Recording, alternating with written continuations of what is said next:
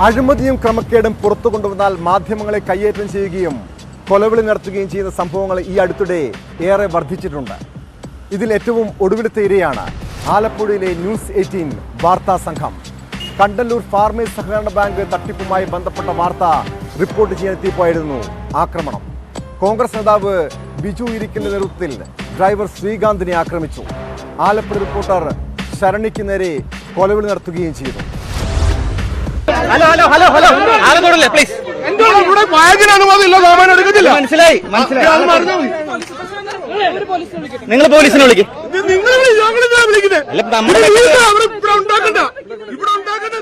വൈകിട്ട് 3 മണിയോടുകൂടിയാണ് ന്യൂസ് 18 വാർത്താ സംഘത്തിന് നേരെ ആക്രമണം ഉണ്ടായത്. കണ്ടല്ലൂർ ഫാമേഴ്സ് സഹകരണ ബാങ്ക് 14/10 ബന്ധപ്പെട്ട് ഉയർന്ന ചില ആരോപണങ്ങൾ പരിശോധിക്കുന്നതിന്റെ ഭാഗമായും ഒപ്പം തന്നെ വാർത്ത ടെലികാസ്റ്റ് ചെയ്യുന്നതിന്റെ ഭാഗമായാണ് നമ്മൾ അവിടെ എത്തുന്നത്. ബാങ്കിന്റെ ദൃശ്യങ്ങൾ ശേഖരിക്കുമ്പോൾ അവിടെ നിന്നും ബാങ്ക് പ്രസിഡന്റും ഒപ്പം തന്നെ MDയും അടക്കമുള്ള ആളുകൾ പുറത്തേക്ക് വരികയും അതൊരു കോൺഗ്രസ് നേതാവാണ്. ബാങ്കിന്റെ പ്രസിഡന്റ് ബിജു ഈരയിൽ നിന്നാണ് അദ്ദേഹത്തിന്റെ പേര്.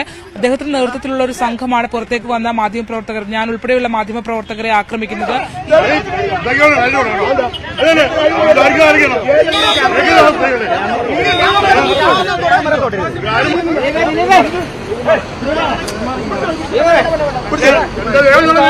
ഈ ബാങ്കുമായി ബന്ധപ്പെട്ട് ഗുരുതര ആരോപണങ്ങളാണ് ഉന്നയിക്കപ്പെട്ടുള്ളത്. പ്രത്യേകിച്ച് സർക്കാരിന്റെ സഹകരണ വകുപ്പിന്റെ ഓഡിറ്റിംഗ് പ്രകാരം അവിടെ ഏകദേശം 40 കോടി രൂപയ്ക്ക് അടുത്ത ധനനഷ്ടമടക്കമുള്ള തിരിമറികൾ നടന്നിട്ടുണ്ട് എന്നുള്ള റിപ്പോർട്ടുകൾ നിലനിൽക്കുന്നു. ഇതൊക്കെ നമ്മളെ അറിയിച്ചതിന്റെ അടിസ്ഥാനത്തിൽ, ജനങ്ങൾ പരാതി ഉന്നയിച്ചതിന്റെ അടിസ്ഥാനത്തിലാണ് മാധ്യമസംഘം അവിടെ എത്തുന്നത്. തുടർന്ന് ദൃശ്യങ്ങൾ പരിശോധിക്കുന്നതിനിടയിലാണ് നമ്മളെ ഭീഷണിപ്പെടുത്തുകയും ഒപ്പം തന്നെ കയ്യേറ്റം ചെയ്യുകയും ചെയ്തത്.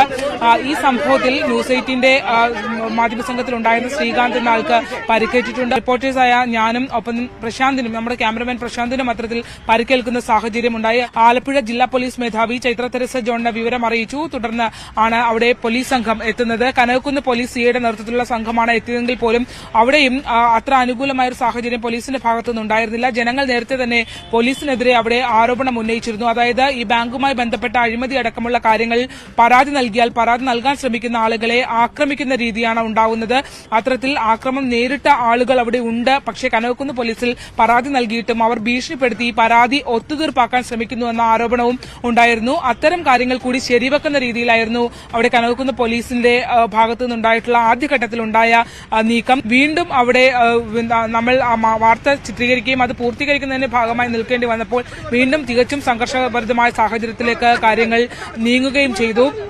എന്തായാലും കനകക്കുന്ന് പോലീസ് ഈ വിഷയത്തിനകത്ത് നമ്മൾ നൽകിയിട്ടുള്ള വൂണ്ട് സർട്ടിഫിക്കറ്റ് അടക്കമുള്ള കാര്യങ്ങൾ കേസ് രജിസ്റ്റർ ചെയ്യും എന്നുള്ള വിവരം നമ്മളെ ഔദ്യോഗികമായി പോലീസിൽ നിന്ന് അറിയിച്ചിട്ടുണ്ട്.